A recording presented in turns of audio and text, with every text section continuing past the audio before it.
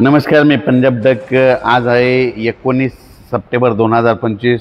मी आलेलो आहे यवतमाळ ठिकाणी। यवतमाळ या ठिकाणी म्हणजे पीक प्रात्यक्षिक पाहण्यासाठी आलेलो आहे। तर या ठिकाणाहून महाराष्ट्रातल्या शेतकऱ्याला अंदाज देणार आहे।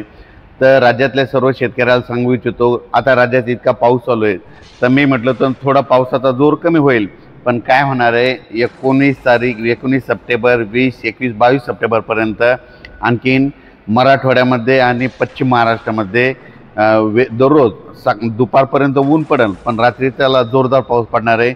म्हणून मराठवाड्यातून पश्चिम महाराष्ट्रातील शेतकऱ्यांनी हा अंदाज सर्वप्रथम लक्षात घ्यायचा। त्याच्यानंतर पूर्व विदर्भ आणि पश्चिम विदर्भात देखील 6, 5, 11 जिल्ह्यामध्ये काय होणार आहे, दुपारपर्यंत 2, 2:30, 3 पर्यंत ऊन राहील। त्याच्यानंतर काय होईल, लगेच स्थानिक वातावरण तयार होऊन 22 तारखेपर्यंत पश्चिम विदर्भात देखील आणि पूर्व विदर्भात 11 जिल्ह्यामध्ये दररोज वेगवेगळ्या भागात भाग बदलत पाऊस पडणार आहे, म्हणून हे अंदाज लक्षात येतात। त्याच्यानंतर उत्तर महाराष्ट्रातल्या शेतकऱ्याला सांगू इच्छितो की उत्तर महाराष्ट्रात देखील तशीच परिस्थिती राहणार आहे। 19 सप्टेंबरपासून ते 22 सप्टेंबरच्या दरम्यान उत्तर महाराष्ट्राकडे म्हणजे नाशिक जिल्हा, नंदुरबार, धुळे, जळगाव या जिल्ह्यामध्ये की काय होणार, दुपारपर्यंत ऊन राहील, तीव्र ऊन राहील, असा उन्हाचा चटका बसेल। पण रात्री त्याला अचानक काय होईल, वातावरण तयार होऊन विजेच्या कडकडाटासह काही भागामध्ये वेगवेगळ्या भागात भाग सोडत पाऊस पडणार आहे, म्हणून हा 22 तारखेचा अंदाज लक्षात द्यायचा। 23 तारखेपासून 23 सप्टेंबरपासून राज्यातला 2-3 दिवस थोडा पावसाचा जोर कमी होणार आहे, तरी पण देखील स्थानिक वातावरण तयार होऊन काही ठिकाणी पाऊस पडू शकतो, म्हणून हे सर्वप्रथम लक्षात घ्यायचं। पण आता तुम्हाला एक सांगू इच्छितो, आता हे झालं 23, 24, 25, 26ला थोडा विश्रांती घेईल, म्हणजे थोडाफारच कमी होणार आहे। पण नंतर राज्यात पाऊस काय पडणार आहे, तर संपूर्ण राज्यातल्या महाराष्ट्रातल्या शेतकऱ्याला सांगू इच्छितो की म्हणजे सप्टेंबरच्या, मी म्हटलं होतं ना खूप दिवसापासून सांगतो ना, दरवर्षी 20 सप्टेंबरला काय होतं, एक बंगालच्या खाडीमध्ये एक चक्रीवादळ तयार होतं। ते चक्रीवादळाचं रूपांतर झाल्याच्यानंतर ते चक्रीवादळ काय होतं, मद्रास, चेन्नईहून काय होतं हैदराबादतून धर्माबादून मराठवाड्याकडून इकडं उत्तर महाराष्ट्राकडे दरवर्षीचा असं ठरलेलं आहे। भविष्यात देखील काय करायचं, पाऊस जरी नाही पडला तर आपण म्हणायचं 20 सप्टेंबरला एक चक्रीवादळ होणार आहे आणि सप्टेंबरच्या शेवटच्या आठवड्यात पाऊस येणार आहे। हे वर्षानुवर्षीची तारीख तुम्ही कायमची लिहून घ्या, म्हणजे दरवर्षी 26-27 म्हणजे सप्टेंबरच्या शेवटच्या आठवड्यात पाऊस येतो, म्हणून हे लक्षात येतं।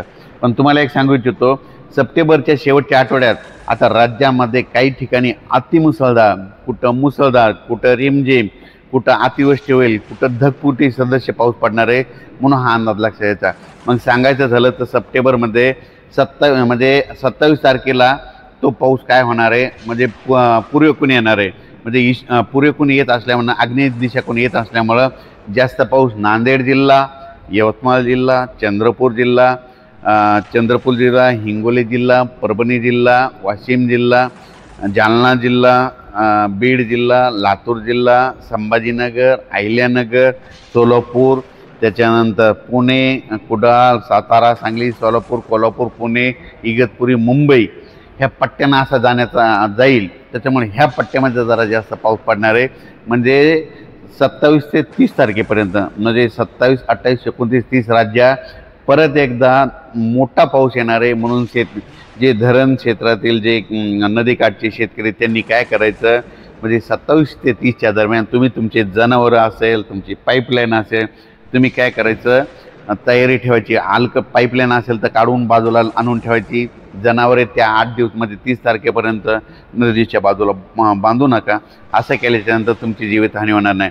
पण राज्यात सांगायचं झालं तर तो पाऊस ह्या जिल्ह्यातच नाही, तर म्हणजे राज्यामध्ये सगळी पूर्व विदर्भ 6, 5, 11 जिल्हे, त्याच्यामध्ये जिल्हे आहेत। आपण काय करू, जिल्ह्यावाईज सांगतो, तर काय करू, सुरुवातीला आपण काय करू, नांदेड जिल्ह्याकडून घेऊ। सुरुवातीला नांदेड यवतमाळ जिल्ह्याकडे पाऊस सुरू होणार आहे। नांदेड यवतमाळ जिल्ह्याकडे बी देखील काही भागामध्ये असा जोरदार पाऊस होईल, ते म्हणजे शेवटच्या आठवड्याचा काही ठिकाणी अतिवृष्टी होईल। नांदेड जिल्ह्यात बी तसंच होईल, यवतमाळ जिल्ह्यात देखील तसं होईल, चंद्रपूर देखील तसंच होणार आहे।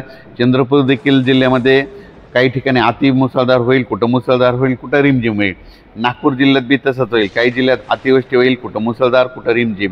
त्याच्यानंतर अमरावती जिल्हा, वर्धा जिल्हा आणि भंडारा जिल्हा या तिन्ही जिल्ह्यात बी काही भागात जास्त, काय कुठं रिमझिम, कुठं अतिमुसळधार, कुठं ढगफुटी सदृश्य. त्याच्यानंतर काय होईल की अमरावती नंतर अकोला जिल्हा, बुलढाणा जिल्हा, वाशिम जिल्हा ह्या 3 जिल्ह्यामध्ये देखील म्हणजे 27 ते 30च्या दरम्यान म्हणजे त्या 3 दिवसामध्ये की काही ठिकाणी मुसळधार कुठं अतिमुसळधार पाऊस होईल. त्याच्यानंतर जळगाव जिल्हा, जालना जिल्हा, परभणी जिल्हा, लातूर जिल्हा ह्या पट्ट्यामध्ये देखील 27 ते 30 दरम्यान काही ठिकाणी अतिमुसळधार होईल, कुठं मुसळधार होईल आणि कुठं रिमझिम होईल. म्हणजे कुठं वड्याला पाणी येईल, पण पाऊस एक येणार म्हणजे येणार.